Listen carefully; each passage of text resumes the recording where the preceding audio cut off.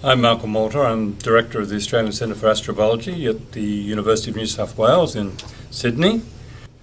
I've concentrated throughout my career on trying to understand how stromatolites form and how to extract biological information from stromatolites, these laminated biosedimentary rocks that are so common, particularly in the Proterozoic, but even in the Archean and right back to 3.5 billion years ago.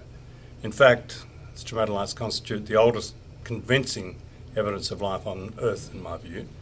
There are earlier hints before 3.5, but they're just hints.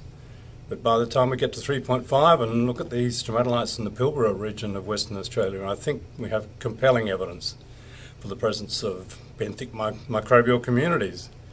So that continuing contribution to working on stromatolites for now 40 years, I think, is my main contribution. Back in the early 1950s, a place called Shark Bay on the coast of Western Australia was discovered to have abundant living, still forming stromatolites. And Shark Bay has become the place to go to understand how stromatolites form and to give us an analogue for the ancient stromatolites. In fact, it's because of work in Shark Bay and other places around the world that are somewhat similar that we now think we have a fair idea of how stromatolites form and what biological information we should be able to extract from them. And my current research is on the origin of oxygenic photosynthesis as it's preserved in the rock record.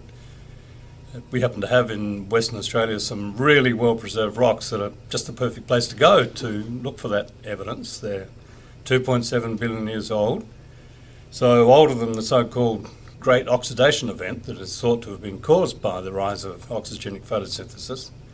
And yet, I think we find stromatolites and microfossils and organic biomarkers in the 2.7 billion year old rocks that indicate the origin of photosynthesis, oxygenic photosynthesis, well before the great oxidation event.